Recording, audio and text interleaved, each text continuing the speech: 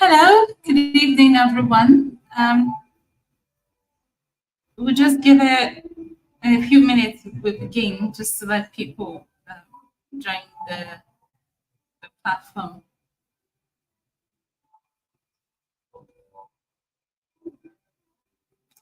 And again, if you're there, you're free to leave comments. You're free to drop me a message, and I'll be able to see it and read it up. If you're there, say hello.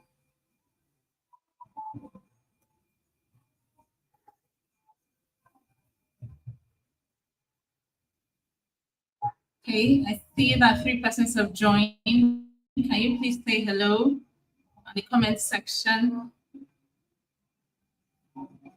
I'd like to welcome you to this. Okay, great. I see you, Irene Hub. I see you, Edna. Thank you for joining. I see you, Kibia. I know you're not using your real names, but thank you for joining. Thank you for finding the time. We were supposed to have this yesterday. And again, I apologize that we couldn't have it done yesterday because I had something urgent. I had a quick presentation to do online as well, but it was really, really important that I gave a brief speech at this event. So again, I apologize. Okay, my name is Dr. Sarah Chidiberejo, and today we'd like to continue a conversation that we started 2 weeks ago on referencing using the APA 6th edition. Now, we do know that the APA, the 6th edition of the APA, is not the current version. There's a 7th edition. But for the Faculty of Communication and Media Studies, this is what we have adopted. And so today I'm sharing with my students, the amazing, wonderful, lovely students of River State University, postgraduate students, sharing with them online, just to remind them. There are lots of guides, and for this class, of course, there's a guide that is being prepared. But just to run you through the main things that you need to know when you think about documenting and referencing using the APA 6th edition. And because we started this 2 weeks ago, I'll just go immediately to the slide where we left off. Okay, so I know we talked about documentation, we talked about how to reference books, newspapers, websites. I think what I would like to draw your attention to now will be YouTube. There are some times it's either you draw data or you make reference to some videos on YouTube. I need you to know that there's a way that you can reference it. Remember, it's important that you follow this style to the letter. In the 7th edition, there are many more, but for the 6th edition at least, there's a way to reference YouTube. And this is the example right there on this slide. You have to include the author name, the date of posting, and then the title of the video, and the format in which the video was presented. And then you have to include the URL, the Universal Resource Locator. It's important that you did that. Why do we reference? Just as a reminder, we do this so that when people read our documents, they're able to verify the sources and the arguments that we have laid out. And if we borrow people's ideas, sometimes they want to verify, they want to know, they want to see those things for themselves. So if, for instance, a professor or some credible statement was made in a video, or you want to include that as part of your data. For instance, you want to reference this particular video for a particular reason, maybe you're doing some kind of research around it. It's important that you include this information so that anybody else who wants to, access this information will know exactly where to find it. So there's an example there. The author of that particular video, this example, of course, is Monash University Library, 2014. As you can see here, there's comma, and then November 23. That means the day, the exact day, not just the year, the day the video was posted. And this is the title of the video on YouTube. And of course, it's a video file retrieved from, this is the URL. So you have to remember to do that in your own work. If, for instance, you're citing a video on YouTube. I'll go now to talk about tables. It's not just designing a table. Tables play important roles. I know we mentioned this in our last conversation here. They play important roles. They help us visualize our data and simplify complex text. When you want to design your table using APA 6th edition, there are some things that you want to know. The table number in bold is placed above the table itself. So number 1, table 1, table 2, table 3, table 24, and so on and so forth. There's a brief title indicating what the table is about. And of course, it's in italics, and we're going to see an example. There are no vertical lines, that is lines running from top to bottom, except in very exceptional cases where it cannot be done without. We'll see in the table that I'll show you shortly that there are no vertical lines, only horizontal lines. And then they're usually clear, they're concise. The labels for the column and the row headings are very clear, straightforward, so that everybody understands what you're saying. And then you have to include a note if there's a particular important information, or maybe the table was sourced from another location, you include that as a note. And I'll show you now briefly. This is how the APA 6th edition table looks like. As you can see here, there's a table number. There are no vertical lines. They are just horizontal lines to demarcate the title of each of the columns. And you can see here, it's very clear and easy to read and understand. This is the table title, number of boys and girls by age group. And you can see that it is italicized. And then, of course, there's the note. This table was not generated by the author. It was adapted from another document. And so you can see here that just below the table, there's a note telling us exactly where the author got this particular table from. It was adapted from example book, a particular book by, this is the name of the author, this is the year of publication, this is the page number where the table was, lifted from, and then copyright 2016, this is by Scribbler. This is just an example of how your note should look like. If it's your own table, then there's no need. If it's a table that you generated as a result of your data or whatever information, there's no need to include that. You just lay it out that way. Remember the different parts: table number, table title, column heads, the body of the table, and of course, table notes when and if necessary. We'll make progress. The same thing with figures. So we have tables and then we have figures. There's a difference. The tables are these ones that have like vertical lines and stuff. Figures are more like images or graphs or charts, different types, whether they're smart charts or just normal regular charts that you want to include in your work. Those are the ones that we call figures. And the rules are not too different from tables, because as you can see here, there's a figure number, there's a figure title that is italicized, then this is the body of the figure itself, and then there's a legend, because people cannot just look at it and imagine, what does gray stand for? What does lighter version of gray stand for?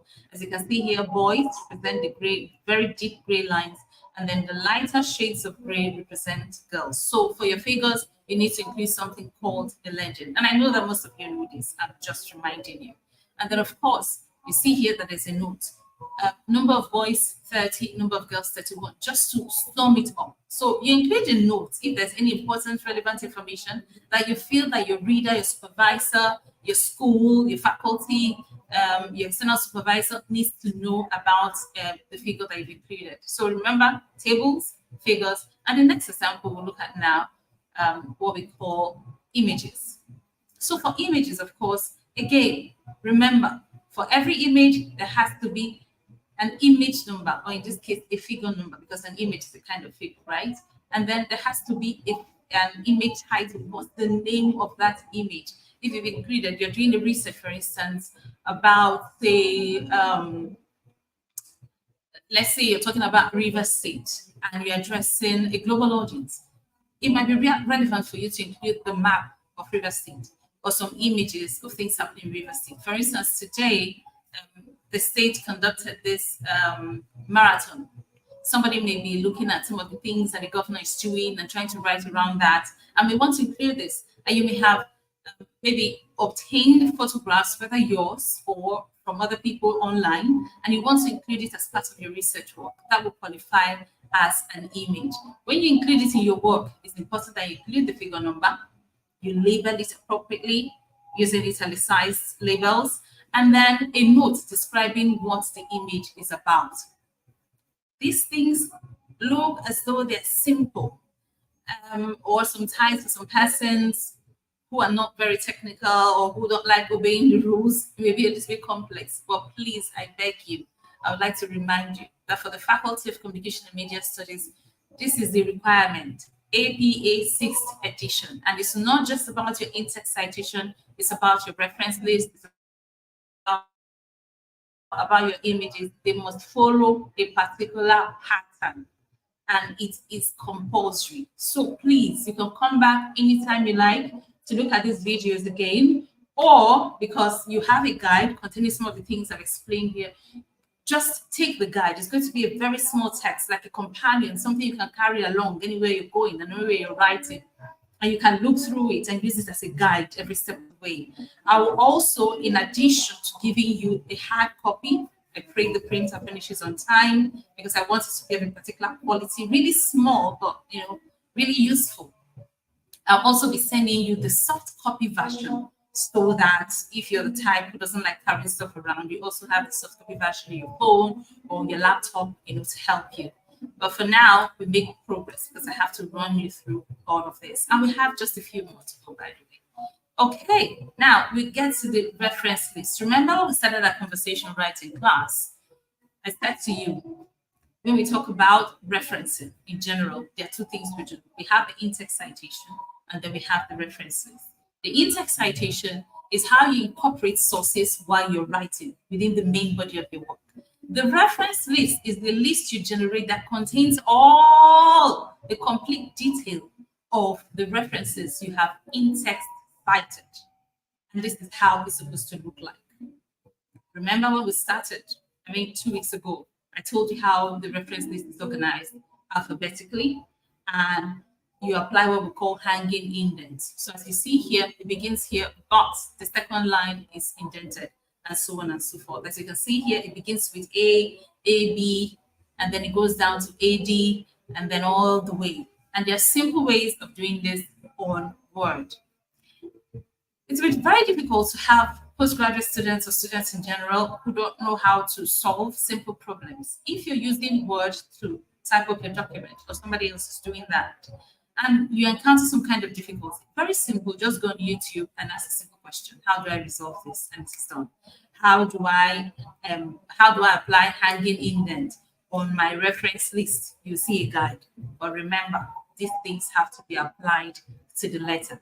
APA 6th edition is a very strict guide, and it's important that we follow it through if we're going to successfully complete our program with the Faculty of Communication and Media Studies.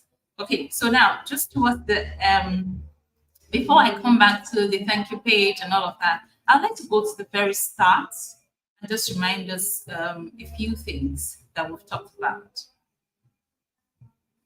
Referencing and documentation using APA does not just apply to the body of your work. It starts with the entire way your work presents. When somebody picks up your completed text, how does it look like? How many inches? How many from the margin? The page numbers, where are they placed? How did you organize your headings? What kind of fonts did you apply? All those things matter. And I remember 2 weeks ago, we talked about it, that your page layout, your page, let me show you what I mean by the page. This is an example of an A4 page. Yeah? I was saying here that use 1-inch margins all on all sides of the paper. So from this point to this point where you begin writing has to be 1 inch. From top to the point where you start here, 1 inch. From this edge to this edge, 1 inch. From this point to this point, nothing less than 1 inch.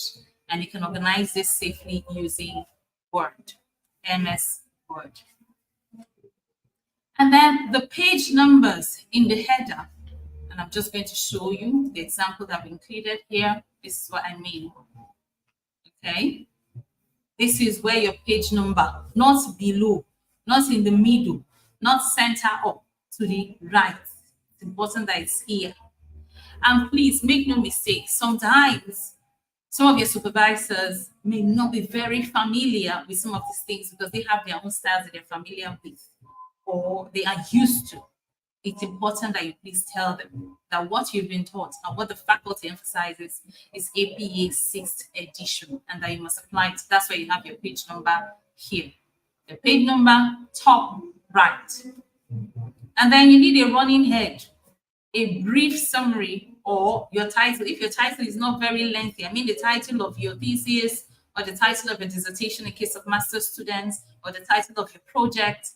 If it's very lengthy and so can run from beginning to the end of your page, you need to abbreviate it. You need to make it shorter and ensure that it runs all through your page. Once you do it on the first page properly, it will appear all through your document. So you don't have to do them per page. Remember what we said about the heading? It has to be centralized, and so on and so forth. I'll pause now and just wait if you have any questions at all, because I want to keep this really, really brief and short. I don't want us to be here for more than 30 minutes. If you have any questions, you can pop it. But in the meantime, I'll just run through and keep showing you. You're talking about the references. You center the word reference, middle of your page, and then you format it properly. Remember, the author's surname always comes first. Surname first. My name is Dr. Sarah Chidibere Joe. My surname is Joe. So every time you cite my work, it is Joe, then you put comma and you say S, then C, Sarah Chidibere Joe. My surname comes first, and then my initials. Remember, and that's how you apply it all through your work. We use hanging indents, as I just showed you, to organize our reference list. And remember also that it's organized alphabetically. I also want to remind you about the tables and figures that they are arranged. Each table is numbered. So you can't just say table or just copy and paste the table or just design a table and leave it there. It needs to have a number. It needs to have a heading, because everything that you give us, we read your thesis, we read your dissertation. And when we read it, we are aiming to make sense of it. So if there's anything that you've included that is not necessary, take it out. Yeah? And get straight to the point. If you must include a table, ensure that it's playing a particular role. If you've included a figure, ensure that it's helping your work. It's helping to enhance meaning, not just for fancy. If you've included a figure, ensure that it's playing a strategic role and you have to incorporate and explain it in your work. I know that in your research class, the other research classes where you're learning about qualitative and quantitative research, I know that you're being taught how to incorporate your table in your conversation. We know that we talk about tables and figures mostly in our data presentation. And then we'll also incorporate a little bit of that. But when you're analyzing, when you're discussing your findings, and when you're doing your discussion, it's important that you refer to them so that people can just go back to that point and know what you're referring to. If the table is not necessary, if the figure is not necessary, if the image is not, you're best served to take it out than to just leave it there. Yeah. Now remember, the title of your tables, your figures, they have to be clear, concise. They have to be proper, not too lengthy, not too wordy, just straight to the point, so that once people see it, they know exactly what you mean. If you're not sure about the titles or the labels that you've used, please consult your supervisor. We talked a lot about in-text citation when we reference people, even as we make our conversations. And I explained to you 2 weeks ago how we do that. Joe 2000 in brackets argues so, or you place it at the end. Remember the use of comma, the use of full stop, really, really important. When am I to use a comma? When am I to use the full stop? All these punctuations are important in the context of referencing using APA 6th edition. I think in our next class, which is supposed to be the last, I'm going to now point you to some of the things that technology has made possible. In other words, software and platforms where you can generate references automatically. There's several of them. We have RefWorks, we have EndNotes, and then we have just popular platforms online where you can take your resource, plug it in there, and it will generate any kind of reference that you're applying, whether it's APA 6th edition or 7th edition, for free, so you don't have to bother yourself.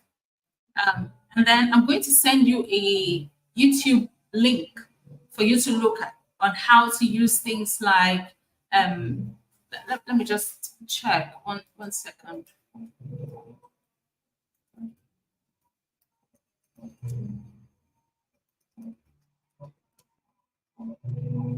Okay, I'll show you how to use Zotero. I'll send you links on how to use RefWorks. I'll send you links on how to use Mendeley.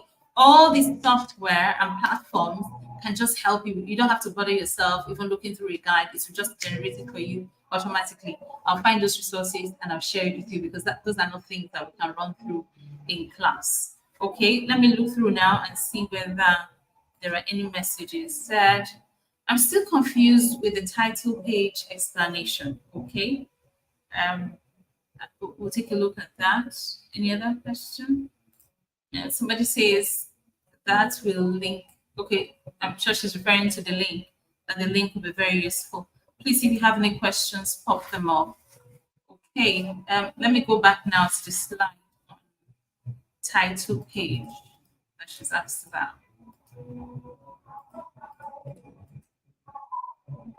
1 second. Okay, so this part of this document here, okay, because on this page there are just about 3 pages, this is your title page. What I mean is, in this particular one, all you have to do is to include your name, the title of your work, and your university in the middle. And then at the top here, the running is a running page, something that appears all across the pages, the title of your work. So that one is by default. So self-generate once you do it in the beginning. But your title page is just a plain page that contains the title of your research, your name, and your affiliation. In this case, Faculty of Communication and Media Studies, River State University. That's all you have on your title page. I don't know whether this helps. So this is your title page, this page here, plain. Let me show you a page like that. So if you have a plain page like this, all we want to see is your name, the title of your work, your name, and your university. That's all on your title page. Okay. So Irene, yes, I'll send you the link later today or later tomorrow on how to use Zotero and all the other automatic generators of reference. They will help you. But I'll also encourage that even though these platforms help, like every technology, sometimes they may fail. So I've had situations where I use, say, Mendeley, or I use Cite4Me to generate a reference for a particular text. And then when I go back to look and read through it, there's a mistake. Maybe you use capital letters throughout or something was off. I was able to immediately correct it because at least I know I made an effort to understand how APA 6th edition or 7th edition or any of the references work, the guide. So the fact that I'm going to show you these automatic ways of generating your reference and your in-text citation, it doesn't negate the fact that you need the guide and you have to keep it like when you're writing. Let me tell you what I do. Okay, right now I'm writing a paper. I've been working on it for more than a month now. I keep the reference guide for that particular platform, the one that's recommended for that particular journal, close to me. Is the APA 7th edition. I keep it very close. So that as I'm writing and I'm generating my reference list, and you generate your reference as you're writing, don't wait to finish your work before you now start because you forget everything, right? So as you're writing, any reference, any kind of source you include, quickly go and detail the reference so that you have it there. Because if you finish writing before you go back, you may have lost it, or you may not remember where you got it from. So I have it very close to me. I have my guide, physical copy and online copy, always with me as I write.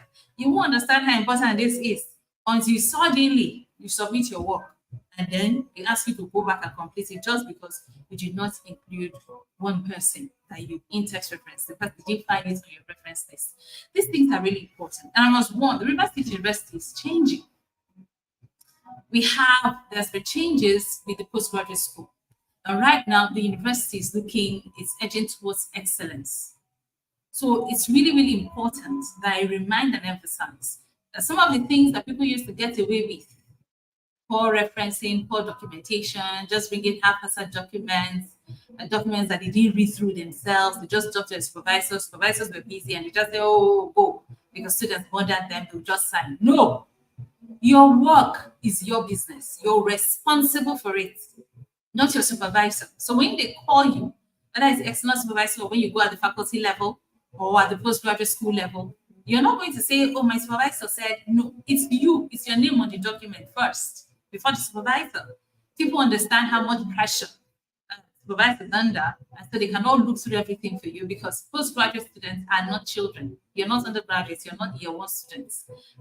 So it's important that you listen to these things and apply them to the letter because I'll be watching because I've been asked this semester to teach you. It means that as soon as you come on board, they're going to give you your document and say, look through and see what you've done. And if I catch anybody who wants to form my hands, that would be nice because I will call you back and you have to do the right thing. So please, let's do the right thing always. Okay, so let's see who left this comment.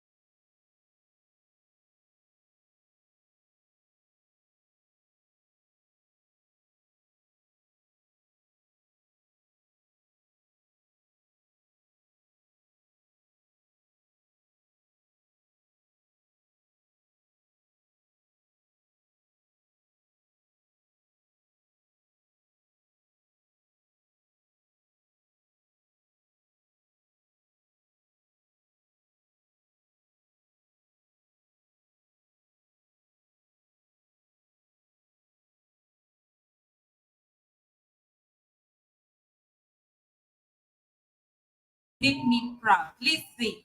Make me proud. I think we should put some money on this, right? I think we should put just to encourage. I'll be looking out for the people who will do the best. I think when I look at your document, everything is perfect, and you receive some kind of award, and we celebrate you. Yeah, even if it's 1 naira in this Tinubu administration, we'll give you just to say well done. So please get to it. I'd like to make a brief announcement here as well regarding our CA. You know that this is the research course, and I'll be speaking with Professor Jubi Okon, who's teaching you qualitative research, and the amazing Professor Fred Amadi, who's teaching you quantitative research, to figure out how your CA, or I don't know, have you done any? Can somebody let me know in the comment section? Have you done any kind of CA at all? So that we know how to do it. Because I think that this section of the work will be about 10 over 30. I'd like to figure out how we'll deal with that. Have you done any CA at all for the course? And then I'll try to make I'm really, really working hard. You know how these printers are. The first sample they brought for me, I didn't like it. They brought this bogus document, and it's not a large document. I think the cost implication is in its usefulness and the fact that I really spent time, incorporating something that'll be useful for you, not just for this course, but for the entire period you'll be writing your work and beyond. It's going to be really small, and I'm going to add an e-copy. So please, if you haven't paid for that, pay for it.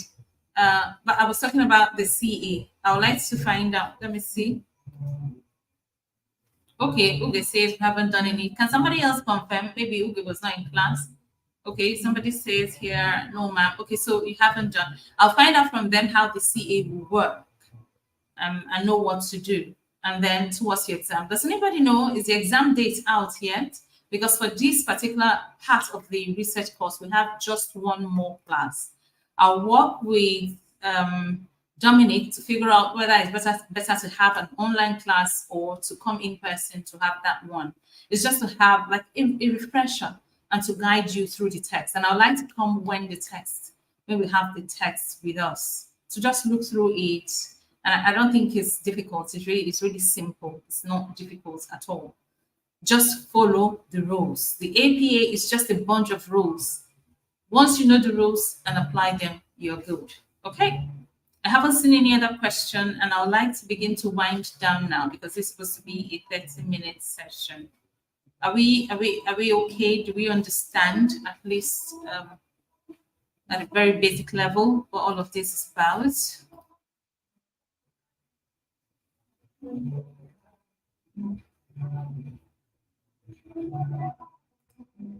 Okay, this is Ellen Hub channel. If you ever subscribed to us, this is the best time to do so. Please share our content and follow us. We use this platform not just for news and publicity and information and training, but we also use it to share educational content. Our numbers are rising, so please encourage us here. Okay, who's this? I didn't get a response to my question. What question did you ask? Can you please quickly repeat it so I deal with it? Okay, wait, hold on. Is it okay to use full referencing during the in-text citation? No, you can't use full referencing in the in-text citation. In-text citation, please go back and watch video again. It's just the name of the author, the surname of the author, and the year of publication. And if you have quoted, or you have paraphrased, or you have summarized in a very specific way, then you include the page number, the exact location where you got the information from. So if you didn't quote, if you did not paraphrase, or you're just making a generic statement referring to somebody else, then it's just a surname, comma, and the year of publication. So no, you can't use full referencing during the in-text citation. In-text citation is a brief version just pointing us. When we now go to your reference list, we'll see the full detail. If it's a book, for instance, we'll see the name of the author, the initials, the title of the book, and where it was published, or the publisher. So yeah, I think I've answered that question. Now let's see, there are a couple new comments. Thank you for today, Doc.